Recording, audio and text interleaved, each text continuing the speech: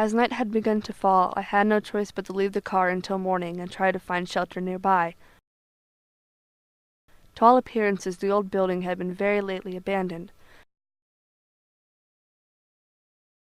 The stairway was inviting, and I slowly made my way up to the second floor.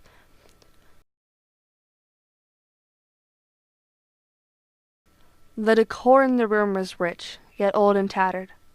It lay in a remote turret on the upper level of the ancient building. Its decorations were rich, yet tattered and antique. Its walls were hung with rich tapestry and fabric, together with a few very modern and detailed paintings. Even though the light in the room was fading, each of the paintings had caused me to take deep interest. At some point I realized it would soon be night, so I searched the room, finding some nearby candles, and lighting each of the dusty spires that would light the portraits of my interest. I resigned myself to return my attention to the pictures and the review of a heavy, bound book which I noticed upon a stand, and which I soon discovered held pages that described one portrait in particular detail. Long I read, and devotedly I gazed at the colors of the image.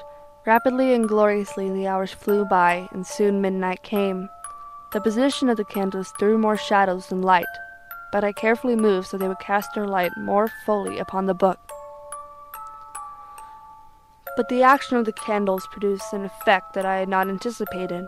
The rays of the numerous candles now seemed to cast light on a picture I had not noticed before.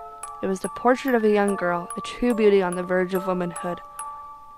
I glanced at the painting initially, and then I closed my eyes. Why I closed my eyes was not first apparent even to my own perception, but while my lids remained shut, I went over in my mind the reason for shutting them. I had time, the time to close my eyes. Shutting them was just an impulsive action to gain time for thought, to make sure that my vision had not deceived me. I wanted to calm my mind, to quiet my imagination, so that when I would look again at the portrait, I would have a more determined gaze. I opened my eyes after a few moments, and I again looked fixedly at the painting of the young woman. I now saw clearly what I could not and what I would not doubt. Initially, the first flashing of the candlelight upon the canvas had seemed to somehow dissipate the surreal state that had begun to overtake my senses. Yet at the same time, the colors in the portrait seemed to startle me at once into waking life. The portrait, as I have already said, was that of a young woman. It was a mere head and shoulders in a vignette style. Her shoulders, her neckline, and even the ends of her radiant hair melted imperceptibly into the deep shadows which formed the background of the whole. But it could have been neither the execution of the work, nor the immortal beauty of her face, which had so profoundly moved me. Least of all, could it have been that my own imagination, shaken from my drowsy state, had seemingly mistaken her face for that of a living person. I shook my head and realized once again that I was only gazing upon a portrait, and so I was able to dispel such an idea. Thinking earnestly upon my experience to this point, I remained, for an hour perhaps, with my vision riveted upon the portrait, and then back to the book. At length, satisfied with the true secret of its effects, I stepped back away from her face. I had experienced the spell of the picture. It had an absolute lifelike expression, which, at first startling, finally subdued and then saddened me. The portrait, and the cause of my agitation, was returning to the shadows. Yet now I eagerly read the bound volume which related to the painting and to her story. Opening the book to the page which was designated to the portrait, I there read the vague, written words. She was a maiden of rarest beauty, and not more lovely than full of glee. And evil was the hour when she saw, and loved, and married the artist. The painter was passionate, studious, and was already married to his art. The maiden was all light and smiles, and was as frolicsome as the young fawn, loving and cherishing all things, hating only the art which was her rival, dreading only the palette and the brushes which deprived her of the attention of her lover.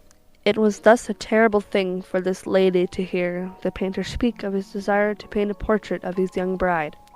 But she was humble and obedient, and she sat meekly for his brushes for many weeks in the dark, high turret chamber where only vague light dripped upon the pale canvas. But the painter took glory in his work, which went on from hour to hour and day to day. And he was a passionate and wild and moody man who became lost in the canvas. He did not notice that the light, which fell so ghastly inside the turret, withered the health and spirits of his beautiful young bride. Yet she smiled on and still on, uncomplainingly, because she saw that the painter, her husband, took pleasure in his task. And he worked day and night to depict her beauty.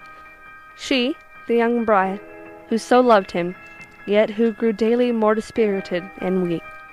And as he painted, he heard in his mind the words of those who would soon behold the portrait, and he knew they would speak of it as proof, not of the power of the painter, but more for his deep love for her whom he painted so surpassingly well. But at length, as the painter's labor drew nearer to its conclusion, the painter had grown wild with the passion of his work. He rarely turned his eyes from the canvas, even to regard the lovely face of his wife. And he did not see that the colored brushstrokes which he had spread upon the canvas were drawn from the cheeks of her who sat quietly beside him. And when many weeks had passed, and little remained on the canvas to do, except for one brushstroke upon the mouth and one fleck of tint upon the eye, the spirit of the lady again flickered up as a candle flame courted by a draught. And then the brush was moved, and then the tint was placed, and, for one moment, the painter stood entranced before the work which he had mastered. But in the next, while he still gazed upon her portrait, he grew anxious and very pale, and suddenly cried out with a loud voice, "This, then, is indeed life itself!" The painter then finally turned to regard his beloved bride. She was dead.